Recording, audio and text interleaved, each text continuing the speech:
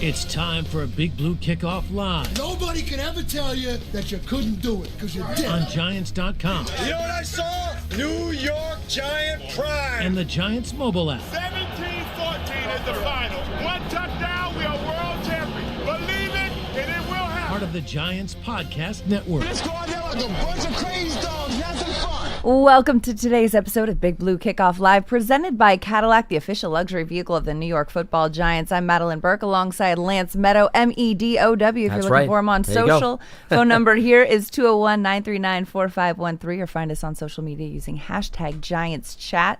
Just a reminder, an archive of this show and our entire podcast network is available on the Giants mobile app, podcast platforms everywhere, and giants.com/podcasts. And we're coming to you from the Giants Podcast Studio, presented by Hackensack Meridian Health. Keep getting better. It's Wednesday, November 26th, the day before Thanksgiving. Happy go out to the bars with all your high school friends day, Lance. I thought you were going to just say happy pre-turkey day. That perhaps too. To keep it as generic as possible. That too. I don't know. I mean, I feel like this is one of those days where it's like, all right, you're going home. Everyone's kind of getting together with the vintage crowd. Sure. Getting ready to eat all of the turkey and stuffing and pie and all of that good stuff, and get ready to express what we're grateful for. And watch football, maybe, and watch simultaneously. football. Wow. Yeah, you got expressing what you're grateful for. We got a 3-game stretch. And when we talk about what we're grateful for, let's talk about what's happening out on the practice field. That is quite the transition. I got to give you credit for that. It's a hard pivot, you know. that was some pivot, Madelyn. Oh, there's my exit. You know, like sometimes grateful for what's happening on the practice field. I Okay. am grateful that the Giants are taking to the practice field today. They got a long week, Monday Night Football against the Patriots. So as they have their first practice of such long week, news about the quarterback, interim head coach Mike Kafka saying Jackson Dart still in the concussion protocol, but he will be a full participant in today's practice. So participating fully, but still technically in the concussion protocol.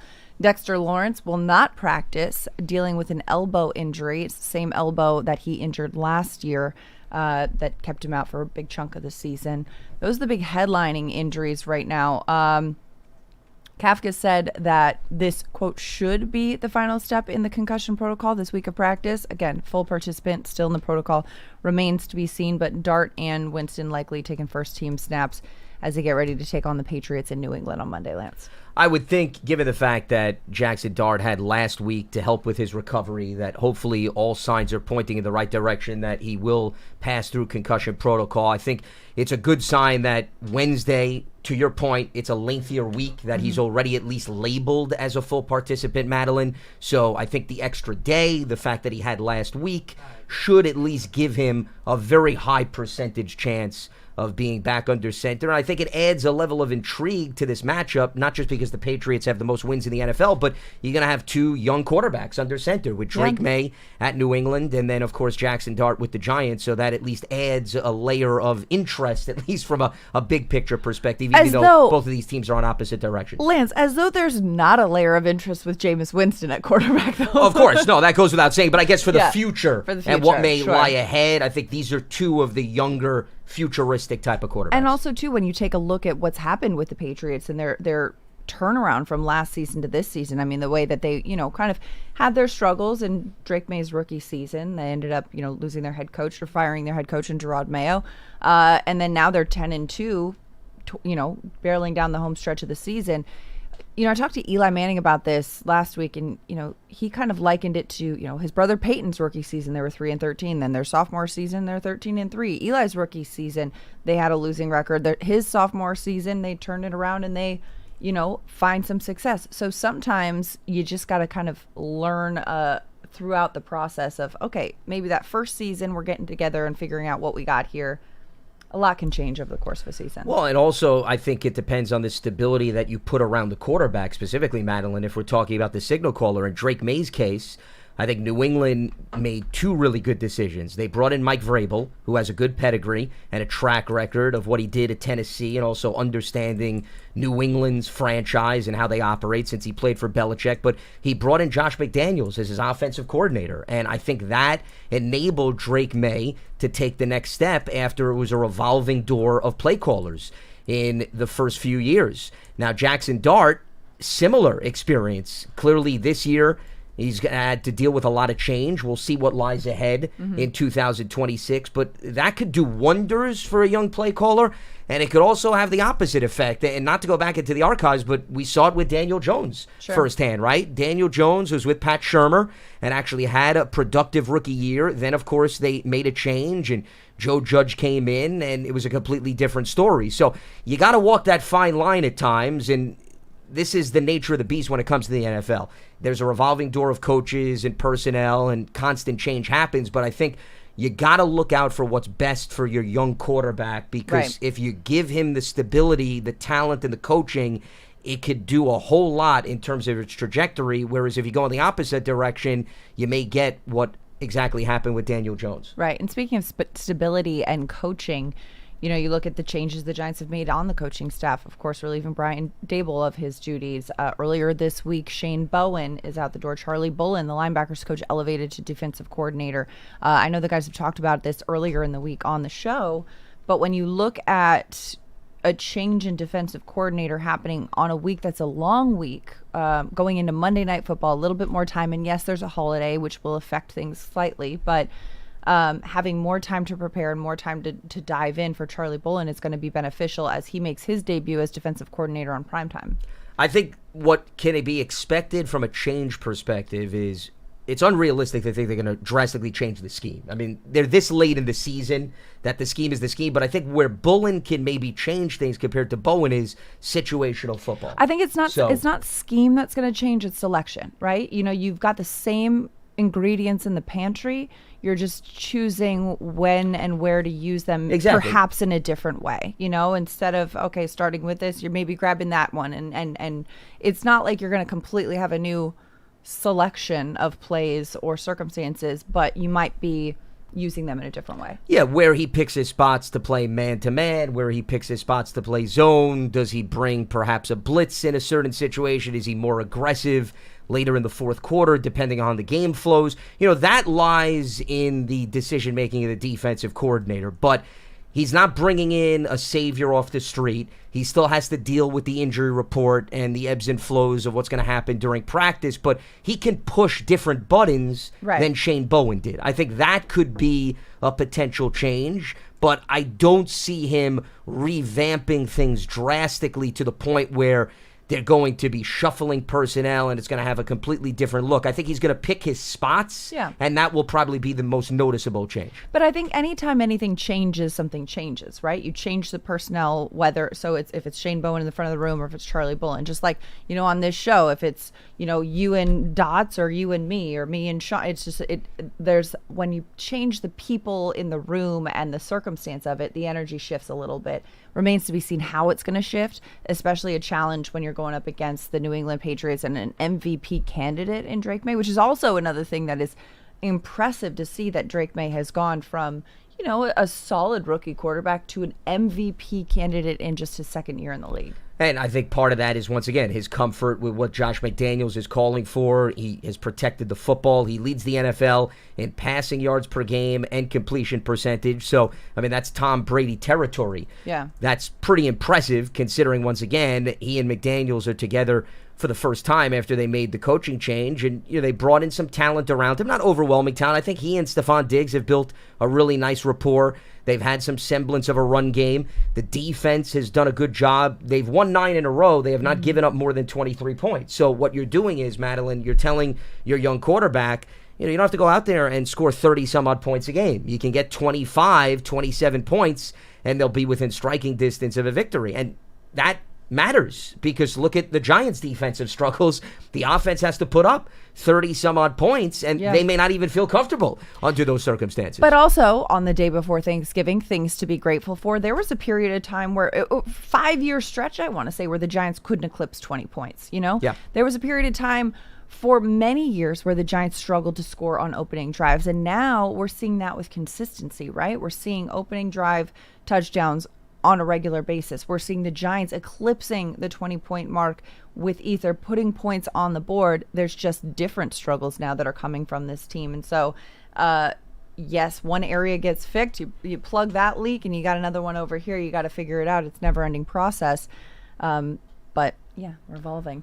Well, I think the biggest issue still with the offense is it's a bit of Dr. Jekyll, Mr. Hyde. First half production has been noticeable in terms of an improvement, but they're not scoring at the same rate in the second half. There's been mixed results in terms of red zone production, and that's why they have struggled to close games. And we could sit here and point the finger at various facets of the team, but one way to protect yourself from putting the defense in a position where they have to close it out is you finish on a third quarter drive, or you finish on an earlier second quarter drive, and that puts more pressure on the opposing offense. And that's still a hurdle that they're trying to overcome. And you could look at this last Lions game, Madelyn, and I've got no problem with them aggressively going for the points, but you had nothing to show for that last drive. And there was another drive earlier in the game where they got into the red zone and they had to settle for a field goal. If you flip that, once again, it's not saying that you're going to guarantee a victory, but for what the Giants are dealing with right now, that would go a long way in giving them at least more of a buffer zone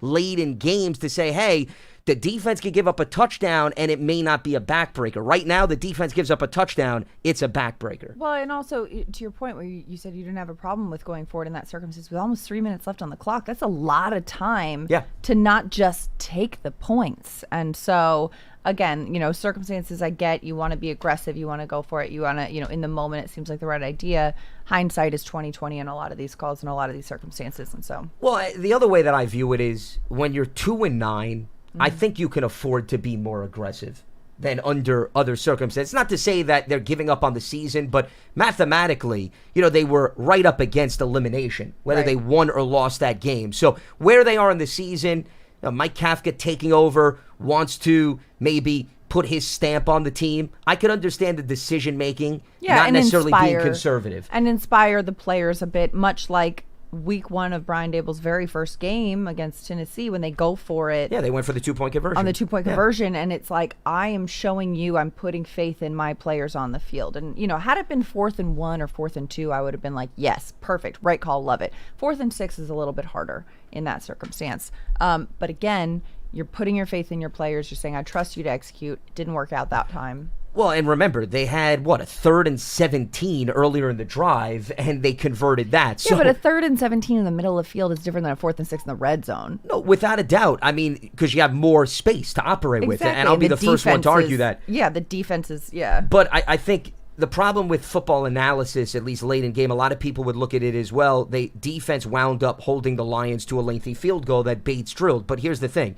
If the Lions are now trailing by a touchdown, 6 points, the play calling changes for Dan Campbell. Absolutely. They're not approaching that drive the same way. So I disagree the viewpoint that, well, the Lions would have run that drive identical and the Giants defense would have held. There are so many other things that would have changed.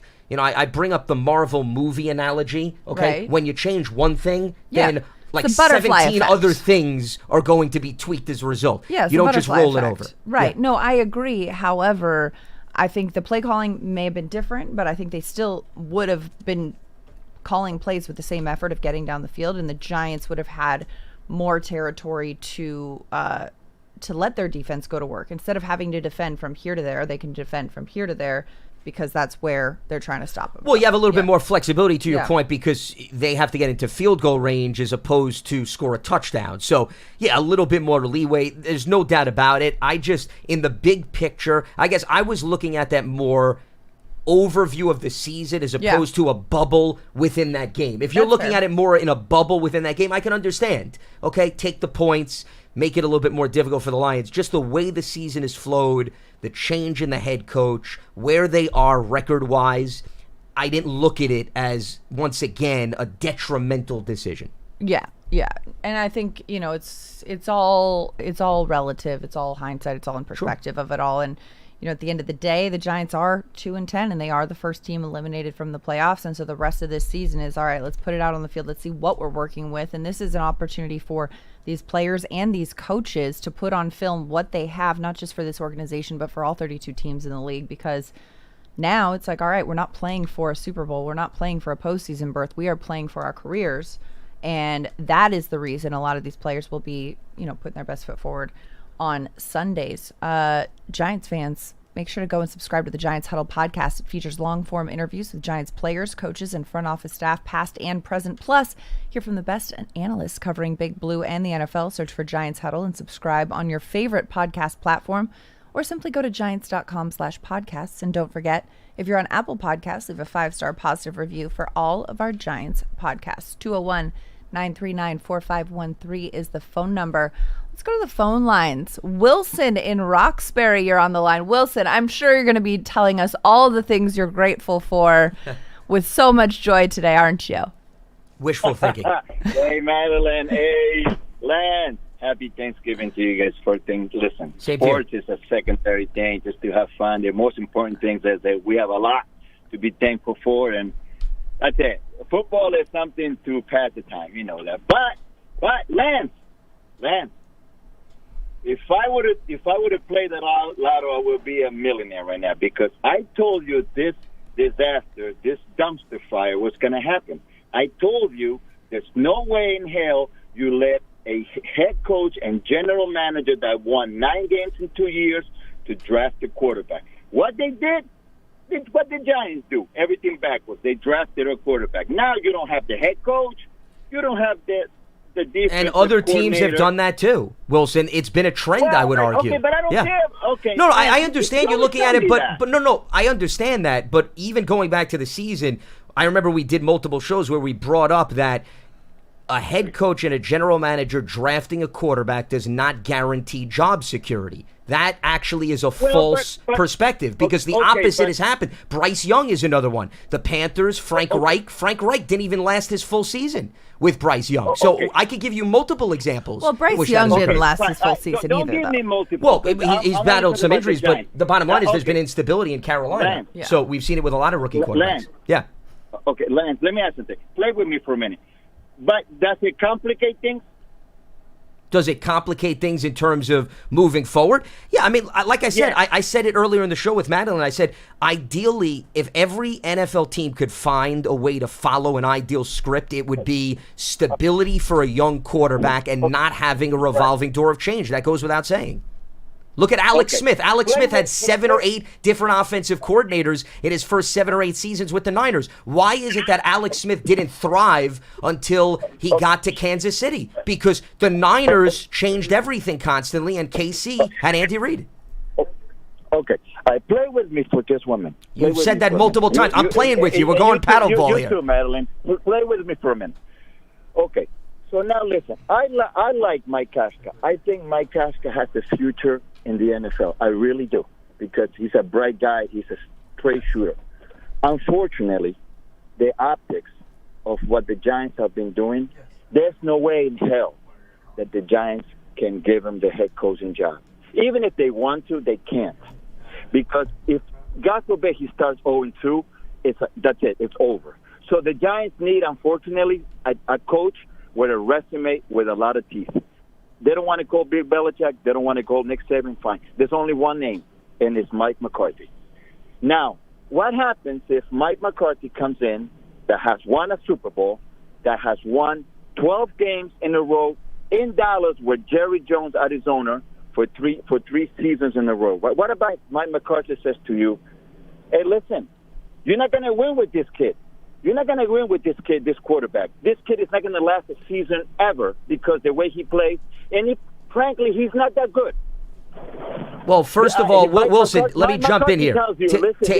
Wilson, hold on. To answer your question, and the same thing came up with previous Giants coaching staffs, the first thing you do in the interview process when you're talking to potential candidates is you ask them, A, what do you think of the current roster? And you go over specific players. If during the interview process, the players that you like, that you want to build your franchise around, the coaching candidate does not like, then probably you're not going to hire that coach. So you're jumping the gun, and you're getting to the point where they wouldn't go down that territory with a potential coach unless they are on the same page with respect to their outlook of the personnel.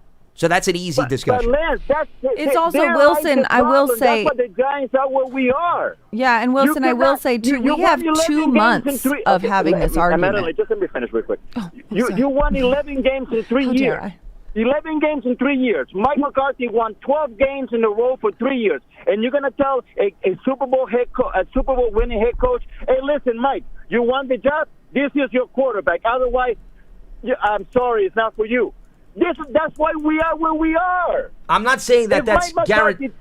Wilson, so basically what you're saying is that a coach comes in, hypothetically speaking, tells you they want to completely revamp the roster. And first of all, there's going to be clearly financial repercussions to doing that. So you're not going to all of a sudden go immediately in the direction. But you would listen. But if you like the personnel, then you're going to stick with the personnel, especially if you have a quarterback on a rookie contract, which is extremely valuable. Keep and that also, in mind. Wilson, also to make a point of the fact that, yes, resume is important, and I do agree with you. You need somebody who's been there before, but that doesn't always translate. I mean, Bill Belichick, the Super Bowl winning coach, his last season with the Patriots, 4-13. Right now, with the UNC Tar Heels, 4-7. So, yes, he's got a lot of talent, Bill Belichick, in his little finger, but he's not really executing in the same way. So all I'm saying is that resume only goes so far. And we have 2 months left of making this decision. Good luck convincing him of that. It's all right. I'm just going to, listen, I'm here for it. All right, get it off your chest, Wilson. What do you got to say? We would have winning franchise, but the Giants have won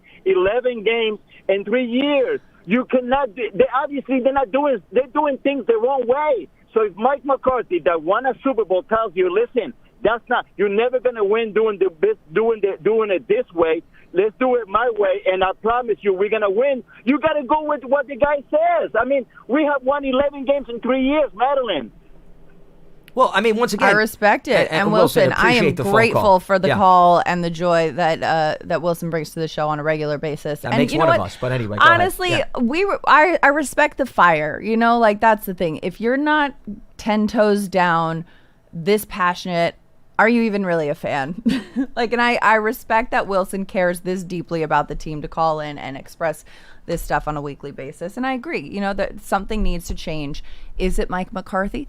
Maybe. Is it a candidate that we haven't even considered yet? Because again, it's going to be 2 months before we actually have somebody in place the season's going to end. The interview processes are going to start. There's going to be people that perhaps are currently employed by other teams that are no longer at that point, that are in the rotation for that role. And there might be a name that we're not even thinking of right now that's in the mix.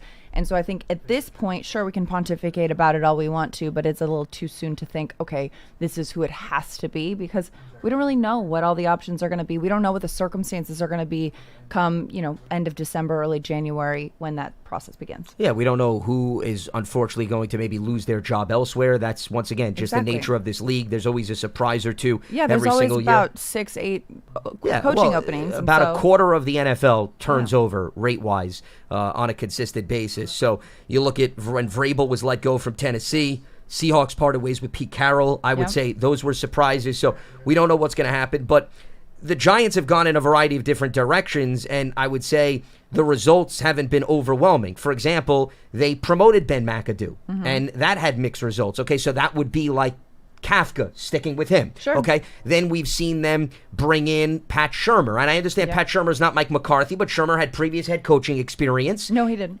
He did. In the NFL? Cleveland. He was with the Browns. Pat Shurmur was with Cleveland Browns. Oh. Yeah. As head coach? Why did I think that? He was that coach. Okay. Yeah, the Browns. All right. So that's an example of that. Joe Judge came from the Bill Belichick coaching tree, where New England won religiously. Dable did a great job in developing Josh Allen and Buffalo's offense. So, I mean, I could sit here till we're all blue in the face and ad nauseum go over the pros of a lot of previous Giants coaches based on resume, who they worked with, and the results have been similar. So you come in and you say you got to get a head coach with X amount of previous years. That's fine. And I don't think there's anything wrong with that if they go down that hypothetical road. But to suggest that it's a guaranteed blueprint to win and that you should listen to that person and not have any substance in who you already previously have on the roster, I also think is a very small-minded perspective. We've got some YouTube comments chiming in. MB Goblin saying, happy almost Thanksgiving, everyone. I'm most thankful for our O-line this year. I agree. Sean and I talk about it on a regular basis, the impressive play that we've seen from them. Honestly, I'm okay with Winston going out there Monday with how well he played last week. I'm all on board with Kafka if we keep seeing improvements. Got to give a hat tip to Jameis Winston. I mean, I know we've been gassing him up a little bit, but I mean, the fact that he came out there and played the decisive way that he did, the execution was incredible. And only 2 players in the history of the National Football League have thrown for over 300 yards and had over 25 yards receiving. 1, Tom Brady. 2, Jameis Winston. Elite company right there. So I'd love to know how many guys have actually been targeted to even fit under that umbrella. Listen, that's the only thing that's interesting. Why ruin a good story with I'm not. facts I'm and trying not, questions? but I'm just looking at it, I guess. How many quarterbacks realistically have been targeted like Winston and Brady, I guess is my question. And also, gotta show some love to Gunnar Olszewski for also scrambling and creating time and making that incredible throw to Jameis. I mean, that was Gunnar's first pass in an NFL game, and this man... accuracy. By the way, he completely downplayed that play after the game. I know. I don't want to say that he didn't care, but I loved his answer when he said, I get more excited fielding a punt than I do throwing a pass. That was his response. Which also, too, if you've ever fielded a punt, though, it's such a unique experience. You're just looking up here. It's like being Jon Snow when everyone's coming at you, and you're just like, all right. You're on an island all by yourself. Yeah. JFed4942 saying, Happy Thanksgiving from Canada. We had ours last month. I don't see why the Giants can't beat the Patriots. Honestly, I kind of agree with you, JFed. Also, happy belated Canadian Thanksgiving. That's in October. That was the week that the Giants had Thursday night football against the Eagles, was the Canadian Thanksgiving. But I do think the Giants are the best of the bad teams right now. Like, yes, they're 2-10, but they are a competitive 2-10. They're an exciting 2-10. They are in every single one of these games, and in an alternate universe, they're 10-2. The Patriots, I would say, in an alternate universe, could be like, 6-6, maybe. I don't know. I think there's a lot of they have a lot of talent, and Drake May is playing very well. Of course, leading the league in passing. He's had over 200 passing yards in every single game this season. But there are moments where the Patriots leave the door open, and so anything could happen on primetime. You never know. Well, the biggest difference between both of these teams is New England has finished successfully and the Giants haven't. That's the biggest separator between both of these teams.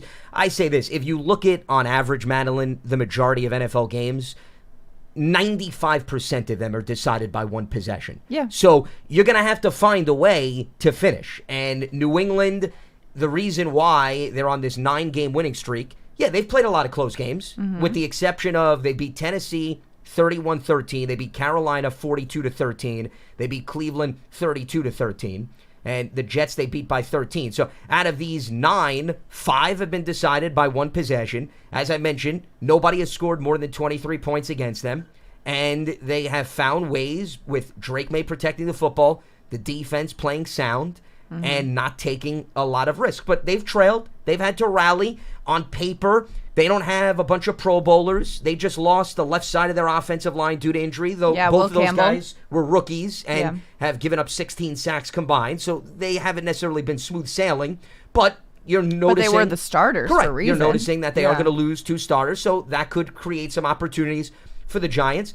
Do I think this is a winnable game? Absolutely, because New England hasn't run away from the opposition. But also, the Giants have been in just about every game. So it would also be surprising if the Giants all of a sudden were not on Monday night in the thick of things, when I think they've done a pretty good job doing that regardless of the opposition. So now you could say the Giants are in just about every single game. Win, lose, or draw, it's going to be a competitive game is what I feel like I can guarantee. Barring turnover fest of some sort. Yeah, unless this is the Saints surprised. game all over again, which I would be flabbergasted if it was.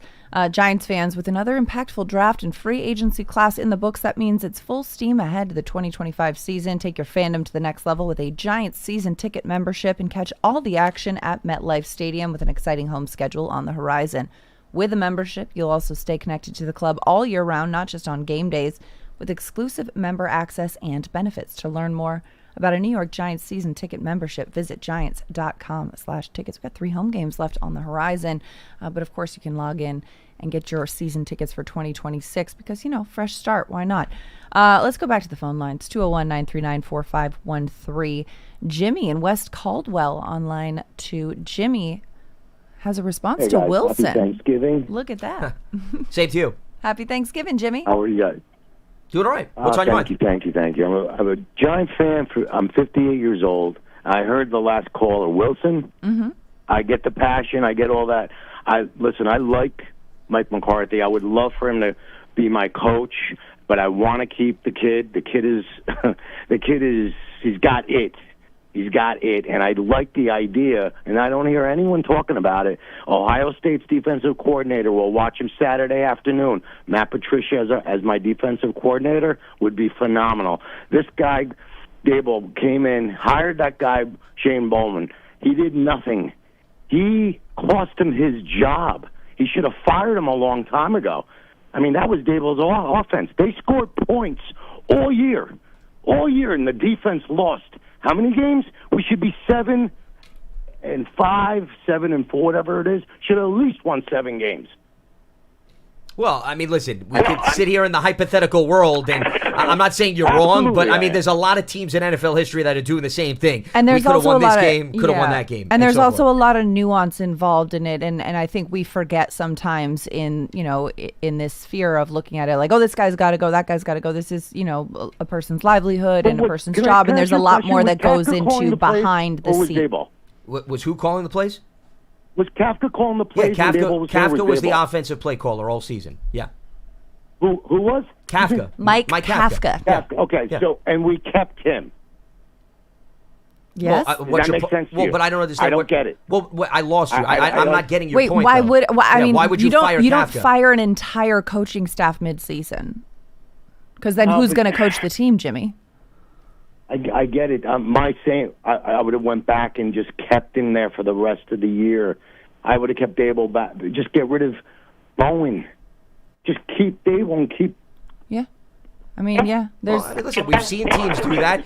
And, I mean, we'll certainly let you go on that point, Jimmy. The Raiders, they just parted ways with their offensive coordinator, Chip Kelly, because that side of the ball has struggled mightily. So, I mean, we've seen it go in a variety of different directions. The Giants felt that it took more than just removing the defensive coordinator, and they wanted to change ahead of the franchise. So that's why they ultimately went in that direction. But clearly the defense struggled.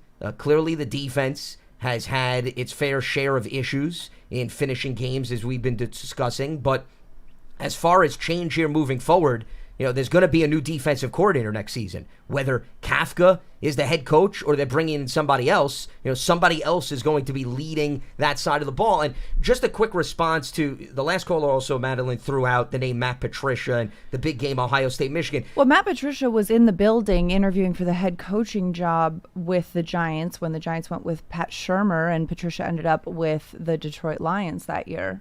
So the building is well familiar with him, not just on the football field, but also, in that he's process. also from the Belichick coaching tree, and if they, needed more information, Belichick could certainly provide that. But I think the bigger thing that sometimes gets lost is if you have a head coach that doesn't have a prior relationship with that defensive coordinator, that could be an issue.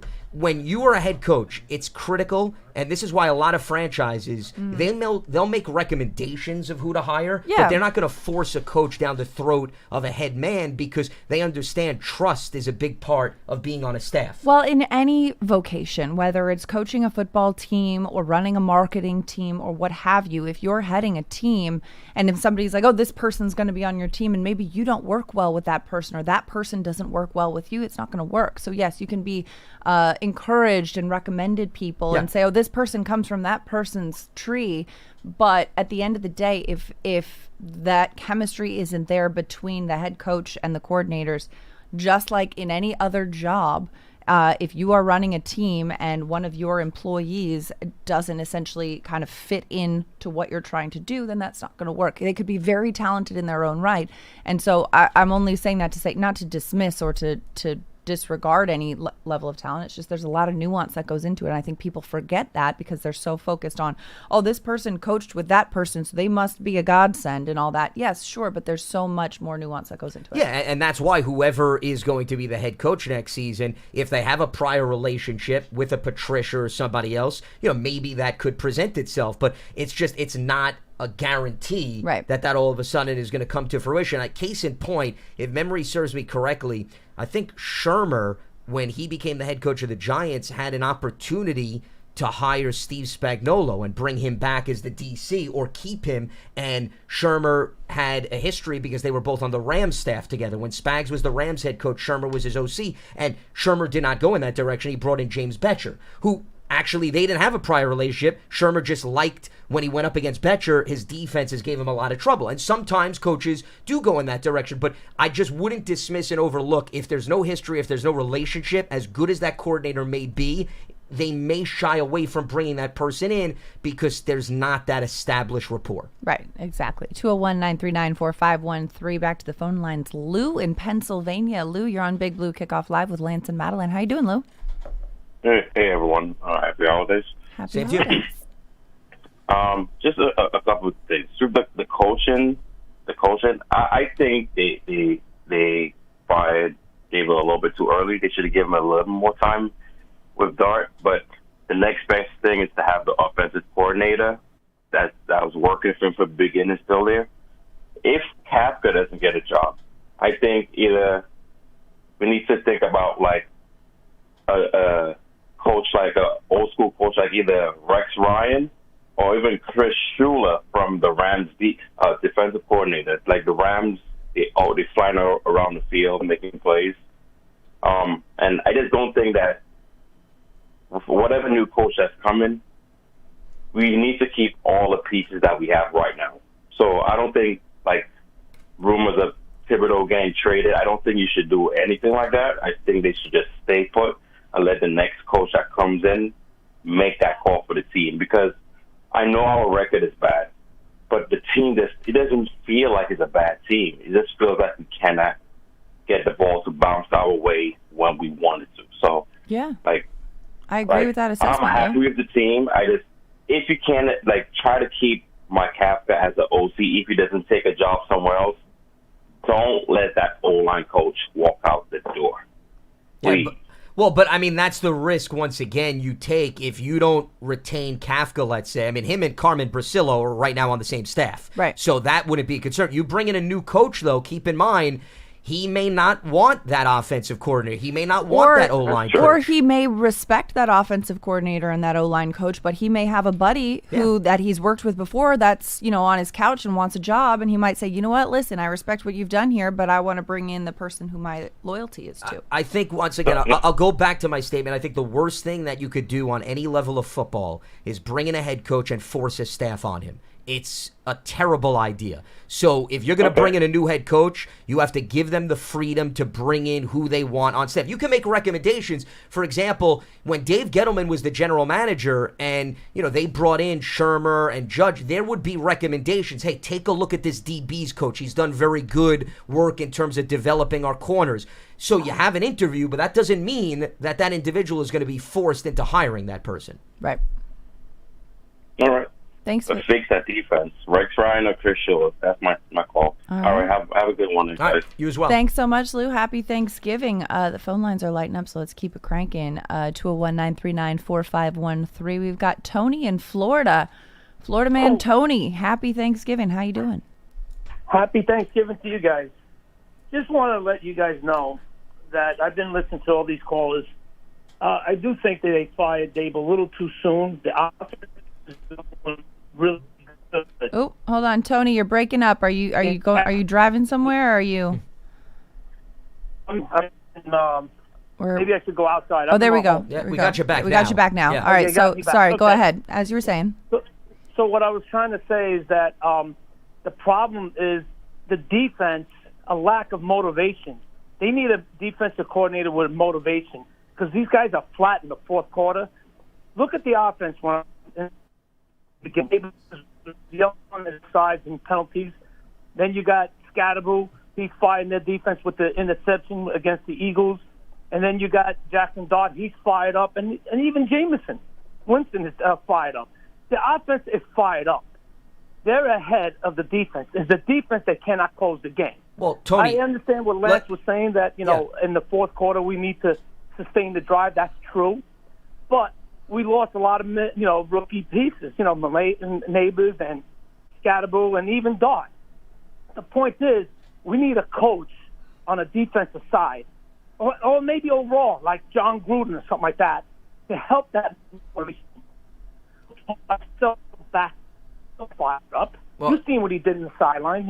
If you remember the Bill Parcells era, that's what they need. They need something like that. Well, but Tony, let me just fight back a little bit with your point. These are, once again, these are professional athletes. If you need a pep talk from a coach to get you to a next level, I would argue you don't belong in the NFL. I don't know that pep talk is necessarily what he's saying, though. I think all players are different players, and understanding how to get the best out of each person is valid. And I don't necessarily think Tony's sitting there saying, "Oh, we need a cheerleader on the sideline," but it's somebody who understands how to bring the best out of each individual. Exactly. Whereas some people need to be told, "You ain't whatever," and have that challenge, whereas other people need that positive reinforcement. I think someone who is able to understand what these players need to get them to rise to their best, that's coaching. Well, and I think that lies in the positional coaches. For example, Brian Burns even talked about this week that Charlie Bullen, helped him change his approach as to why his sack total has gone up,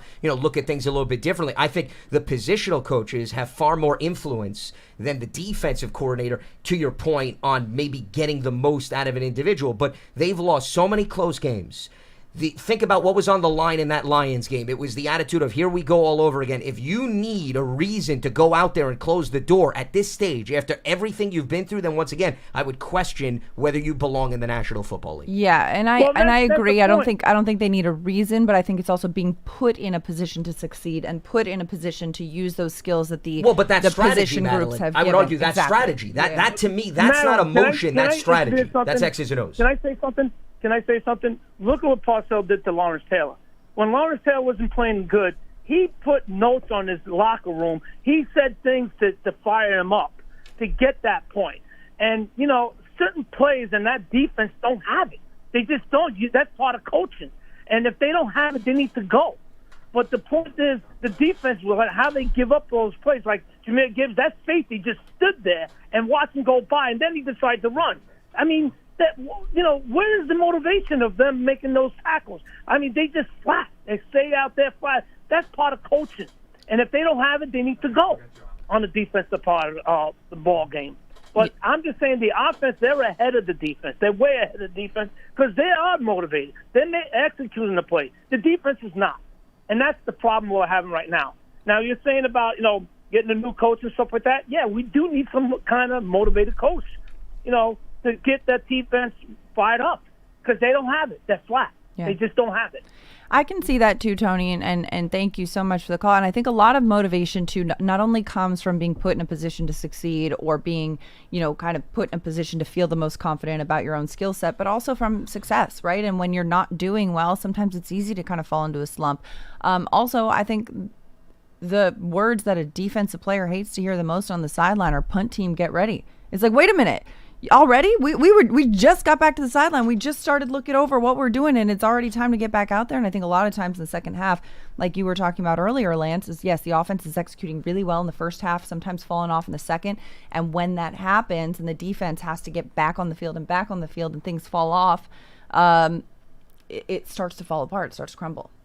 Well, and that's why you can alleviate your defense or what you're relying on them if, once again, you consistently finish drives on the offensive side of the ball in the second half. Balance. In terms of the point about the Jahmyr Gibbs, the run for the lengthy touchdown that gave them the lead in overtime, the blocking was sensational by Detroit. Now, you can tell me all you want about maybe the lack of effort by the Giants, but if you go back and you watch that play, everyone went left. The two tight ends got to the second level. Amon-Ra St. Brown was able to take on his blocker. I mean, they executed that to perfection, and that was a big reason why Gibbs broke out and ran for the touchdown. But also, that's not a play that was unique to the Lions. I mean, the Giants did that too, where they were able to break open Tyrone Tracy for 42 yards in that play too. So it's like you get that blocking and executing successfully, and you get the entire defense to go one way, and then the ball goes the other. There you go. Then you break out a big chunk. Well, that's why, to me, the area where they could have prevented Gibbs was in the secondary. Right. The angle to take once all of a sudden Gibbs gets to the third layer of that defense, that's on the safeties and the cornerbacks, and that's where they were lacking a depleted group right now. The best position to maybe bring him down. And yes, he's still going to get a big gain, but now maybe you stop him in the red zone and you have to force the Lions to try to finish that drive differently. The Giants' official connected TV streaming app, Giants TV, brings original video content and game highlights on demand and direct to Big Blue fans. Giants TV is free on Apple TV, Roku, and Amazon Fire TV, and on the Giants mobile app. 201-939-4513 is the phone number. Jake in New York. Jake, welcome to the show. You're on Big Blue Kickoff Live with Lance and Madelyn. Hey, guys. How's it going? Thanks for taking my call. Thanks for calling in, and thanks for holding. Yeah, of course. So with, honestly, the team not being the best right now, they're not actually playing bad football. It's just unfortunate circumstances, everything going on. There's been a lot of negative on this team. I just want to know what you guys have been thinking of just the overall team morale between guys like Jameis Winston, who's always there to have a good time, just laugh. Then you got Dart and Scattaboo, who are like brothers, like just goofing off, just like it's granted they're not winning all these games, but they are a fun team to watch. And I want to know, like, what do you guys think just like of just the overall team morale? And even though having one of the worst records in the season, they're still running out there like they're little kids playing football for the first time.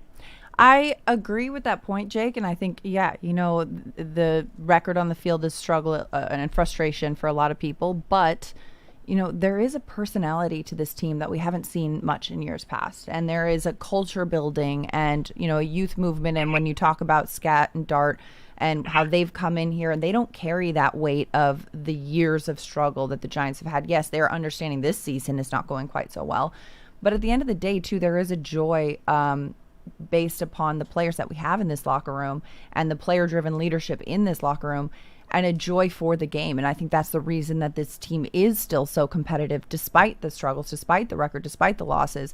And that is something that is a tangible building piece. You're enjoy.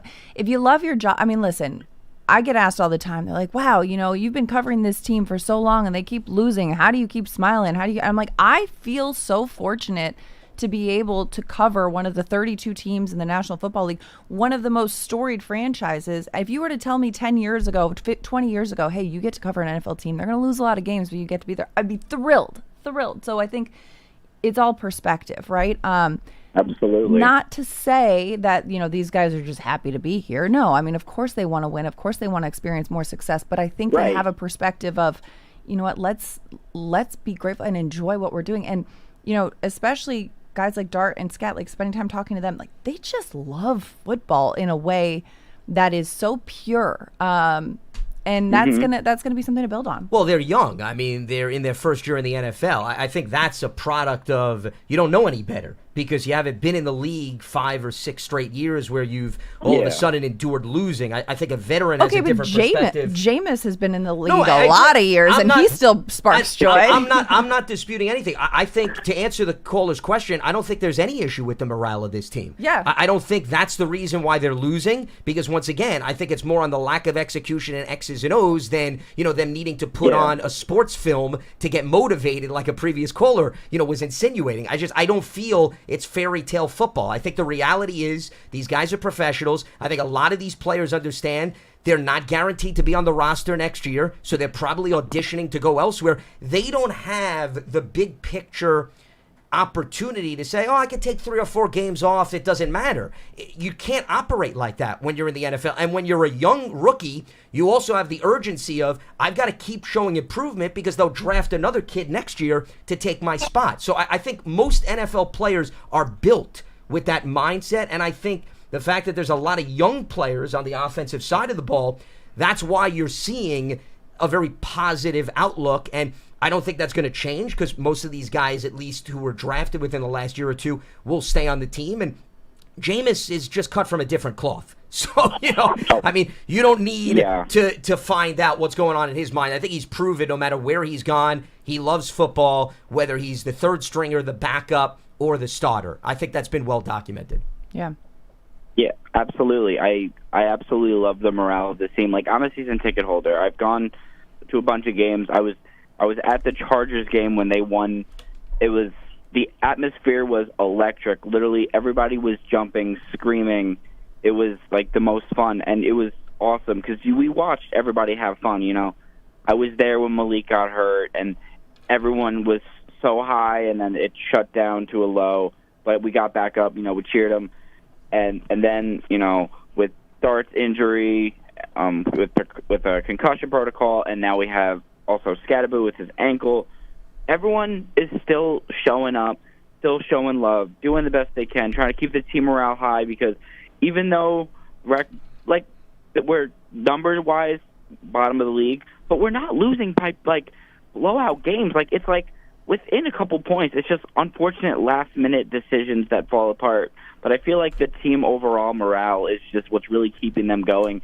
And hopefully with this offseason, the office figures out what they need to do. The team locks in on certain aspects that we're lacking. Just keep watching film, really study it. And I think by next year we might actually have a chance of being a decent, we're not a bad team now. It's just unfortunate situations that just keep making it. Also, we have the hardest schedule, making it just so much more difficult for us. Sure, but I mean, next year.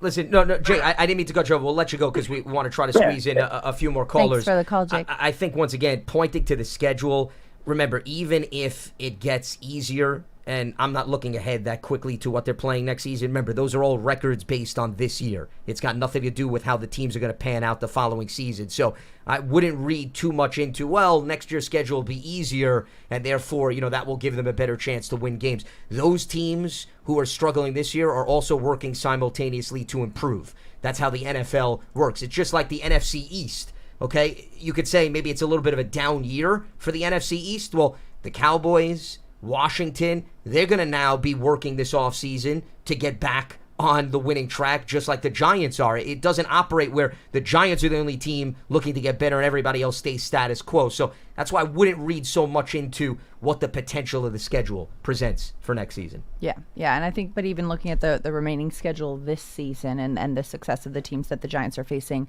that have had this season is also a valid point where, yes, it's going to be a tough stretch. But you know what? That's why they play the games.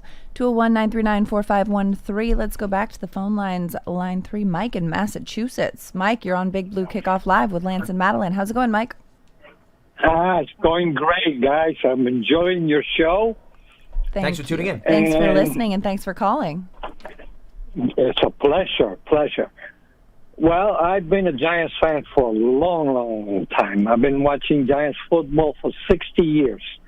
And I have to disagree with some of the callers saying that Dable should have been kept on. I don't agree with that. He should have been let go. Him and Shane should have been let go at the beginning of the year. We should have had a new staff then. But it is what it is. But I have to say, regarding Kafka, I don't think that when he was calling the plays, I don't think it was his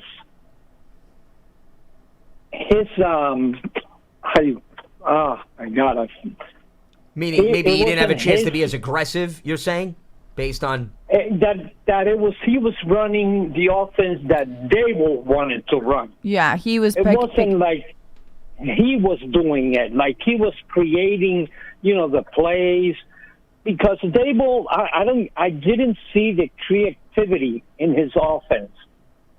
And everybody says, he's a quarterback guru. Come on. I don't agree with that either. You don't agree with the fact that Dable is a quarterback guru, you said? Yes, I don't agree that he is a quarterback guru like everybody, calls him. I think he was made to look like one because of Allen when he was in Buffalo. But yes, he didn't do anything with Danny Dimes.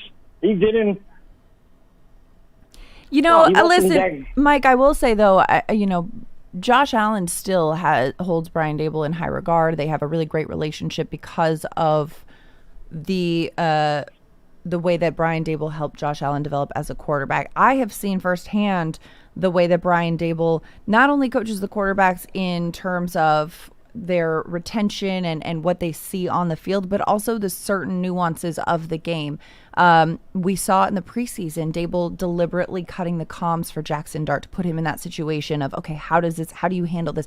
Let me prepare you for things that you might not even think about yet. Let me make sure that you have these experiences under your belt that may come up in some freak moment, and I want to put you in the position to feel prepared because my coach thought about that in preseason and said, oh, here's another trick I'm going to play on you and not let you know and see how you navigate this in a game that doesn't necessarily hold weight for the season but is a great experience for you. Hey, I'm going to have you go out for the coin toss. Hey, I'm going to have you do certain elements of the role of quarterback that are bigger than just reading the defense, assessing the defense, going through your reads, and throwing the ball, And so I do think that Brian Dable thinks about things in a way that's very creative and that is not that is outside of just the realm of how do I make you the best on the field in those moments between the lines, but also just the entirety of your confidence in being prepared for that moment. Mike, I think there's a distinct difference between being good for an offense and the development of a quarterback versus the lack of success for a head coach. And John, you can let him. Yeah, we'll let you go on that note. Mike. You look at Josh Allen coming out of Wyoming, there were a lot of question marks about his skill set, his completion percentage, his accuracy, and Brian Dable brought him along to a point where, he became one of the best in the National Football League, especially after his rookie year. So I'm not willing to dismiss that just because of how he panned out as a head coach with the Giants. He also did a good job tweaking the approach for the Giants in 2022, and I'm not saying that Daniel Jones was a prolific passer, but at least made Daniel think about his decision-making. The interceptions went down. They leaned on him and Saquon Barkley as a runner, and that's why they were a pleasant surprise and they made the playoffs. So I just gave you two things that I think are well documented on his resume that still bode well for him as, you want to say, a quarterback guru. I think that term is used very loosely, but at least somebody that has a good track record in helping to develop quarterbacks. So I'm not going to bury that just because things didn't pan out well as the Giants head coach. And there are a lot of individuals that we've seen in NFL history that are good coordinators / QB coaches, but it takes a different approach to be a head man and be able to oversee an entire team and delegate responsibilities and work with all different facets. That's why everybody's not cut out to be that way. But once again, I think you're meshing everything together where I think there's separation factors that prove that he still has done a really nice job in developing some talent in this league. And the perspective from outside is missing a lot of detail from inside and a lot of elements that also go into it. And I think it's easy to point the finger at, oh, this guy's in charge, this guy's got to take the fall. But, there's, again, a million things that go into it.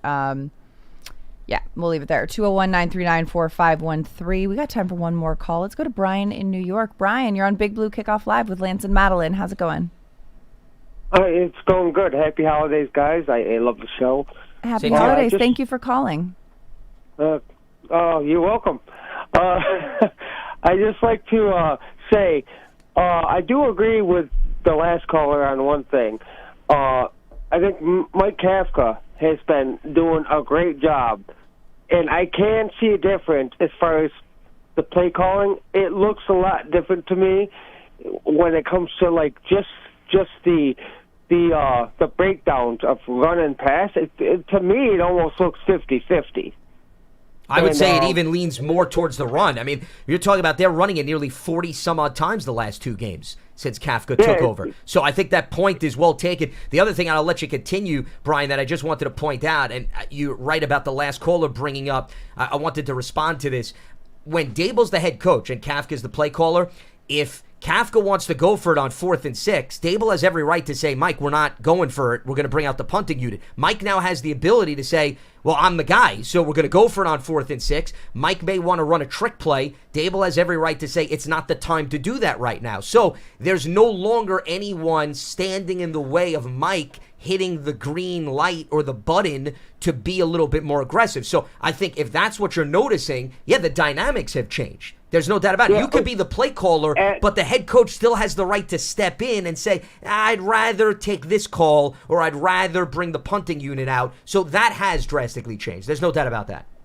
Absolutely. Go ahead, I agree with you 100%. And the one thing I've heard a lot of people criticize Kafka for, and I obviously disagree, is the call to go for it on that 4th and 6 to go for the touchdown, because to me all year